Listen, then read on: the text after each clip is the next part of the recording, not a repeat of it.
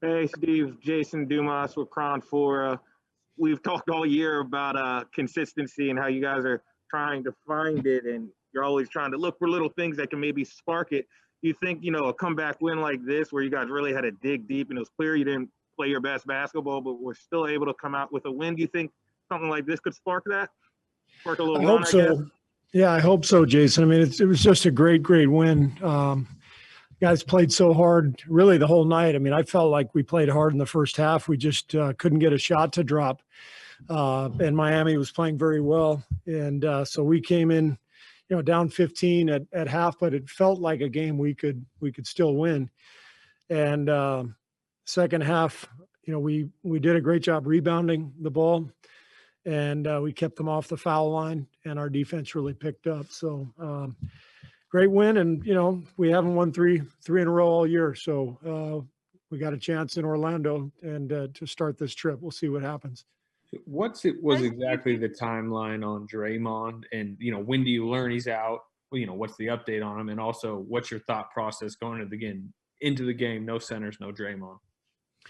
So we didn't have a shoot around this morning, so there was no issue, this morning. So we didn't find anything out until pregame, and he had a sore ankle. It was bothering him when he was running. So he went through a series of warm-ups in the weight room, and then he went out. I believe he went out and warmed up on the court with his teammates. And I told him, don't be a hero if it's hurting you. Sit it out. Let's get you right so you don't end up missing 4 or 5 games. And I think he was very honest with himself and with us, and he came back in. He said I probably shouldn't go. And Draymond, I mean, he's as tough as anybody. So it was the right call. Because we didn't have a shoot around, it just caught everybody off guard. And so we literally made the decision to start Mike Mulder with 5 minutes on the game clock and before the game began. Hi, Steve. Janie McCauley from AP. That last stretch in regulation where both Paschall had back-to-back baskets and then Bazemore starts coming through, it seems like that kind of got Steph going too. And how important was that sequence to get you guys into overtime and sort of take the momentum back? Yeah, it was just a great comeback. We Baze was fantastic, as was Eric, and the Jayhawks were great tonight.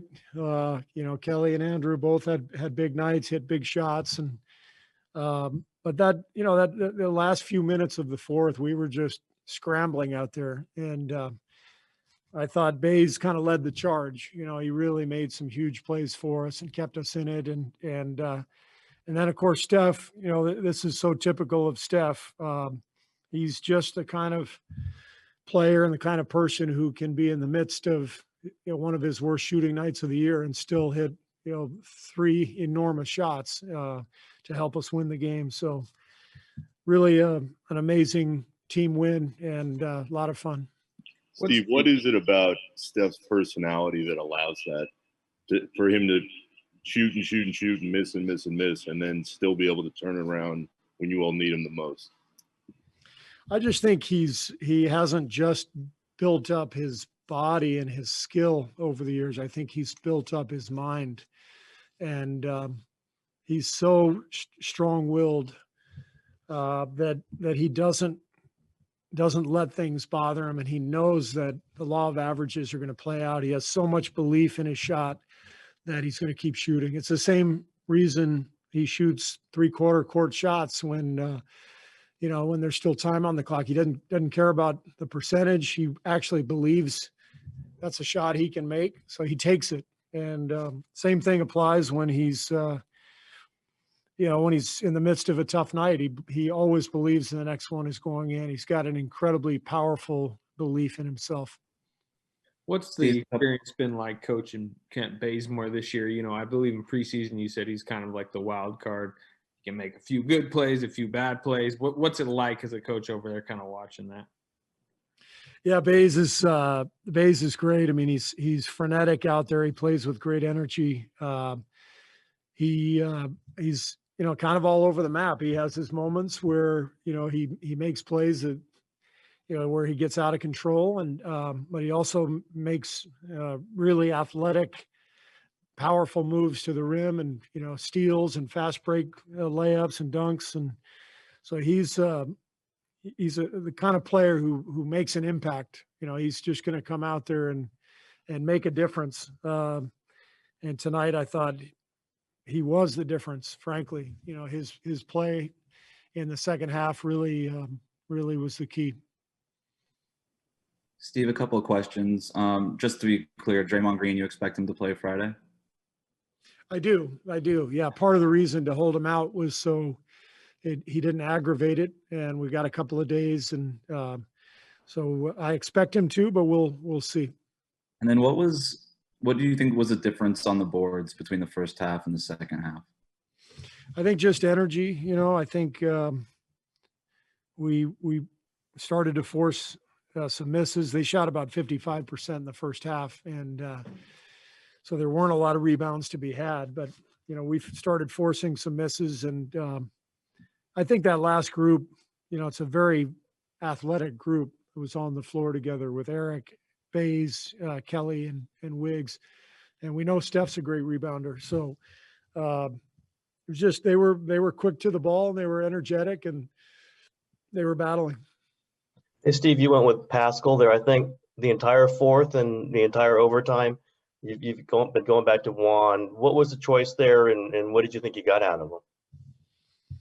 Well, Eric was just playing well, and we were playing well. So, we briefly thought about taking him out to start the overtime just because Eric hasn't played, a stretch like that all season. I think, he played 17 straight minutes, if I'm not mistaken, or more. I think he came in late third, so he played about 20 straight minutes. And this is a guy who hasn't played a ton of minutes. So we were a little concerned about his conditioning, but I checked in with him a couple of times. He said he was fine, and he was playing so well that we just kept him out there. Steve, when you I guess analyze Paschall, I guess how he seems to sometimes settle for the jumper a lot, and sometimes he plays a bit of bully ball. I guess what's the difference between the two, and are you guys telling him when to do one or the other? I think it's just a matter of him, figuring out the league and finding his game. He's played 5 for us this year, almost solely as a 5, and he didn't play center in college, and it's a different role, and we actually run a lot of stuff through him because he's so powerful and athletic. What I really like is that he's become really proficient at finding open guys on the perimeter, the drive and kick stuff, catching it in the pocket and moving it onto the weak side. Those are great plays. And he had several of those tonight, and he's had a lot of them lately. He's really locked in on passing the ball because he draws a lot of attention going to the rim. Hi, Steve. Carlos Ramirez, NBC Bay Area in Telemundo. How do you adjust a game plan when you find out that your point forward is out 5 minutes before the game and that he's the guy who's going to defend Bam Adebayo? Well, we kept the game plan the same. We just changed the matchups. So, all the coverages stayed the same. It just changed who was guarding whom. And at that point, it's just, a matter of guys going out and battling, which our guys did. Everybody played extremely hard. Coach, what it means? This game, excuse me, sorry. Yes. What does this game do for team belief? Because you might have to play without Draymond for some games. You might have to play games where Steph has an off night shooting. What is the pride here that shows that you guys can win no matter the circumstances? Well, I think games like this can give a team confidence, and that's the hope that we, one of the things we've been harping on all year is defending without fouling and rebounding. And you think about the second half, which we won by 17 points. Is that right? we were down 15 and we won 23. Sorry, I went to Arizona. My math is not great. We won the second half by 23 by out rebounding them and not fouling. And that's what we're going to preach the rest of the season. It's what we've been preaching, for the last month, because when you let a team shoot 30 free throws, it's really hard to win. So I'm hoping this is a game where not only do they pick up some confidence, but they actually, see the results of what happens when you don't foul and you rebound, because we got a lot of athletes, a lot of guys who can take advantage in transition. Hey, Steve. How do you handle Bazemore fouling 3-point shooters? How do you cope with the mental health aspect of dealing with that once a game? If we just give up 12 free throw attempts, I'm fine. If we foul 4 3-point shooters at the end of the shot clock, I'll live with that. Coach, what it means the fourth quarter run about the identity of the team? Well, it's we got a lot of guys who are competitive and they fight and they believe in each other. So it's a team that I think is coming together in some respects, but we got to prove it. We have a chance to go out on the road and actually get a winning streak together. So we'll see if we can do that. Hey, Coach, Steve, I know Steph's unwavering belief in himself. Has he always had that? Who's that, Melissa? Steph's unwavering belief in himself, his, willingness to be able to shoot regardless, his short memory in terms of, always being willing to shoot regardless of what was happening in the game. Has he always had that? He's always had it since I've been here. I don't know, about when he was younger. You could ask his mom and dad. But he's always, since I've got here 6-7 years ago, his confidence has never wavered. Hey, Coach. Hi, Steve. Hi. Joe Verai from the Raptor Sports in the Philippines. Kelly Oubre shot a lot of big threes tonight. He's been shooting well in that department. He's 25 54.6% in Feb. So just talk about how much he's improved over the past few games, over the past few months, and how he's evolved in that aspect. I think Kelly's just gotten comfortable. He's it's always hard to go to a new team, a new set of circumstances, new terminology, all that stuff.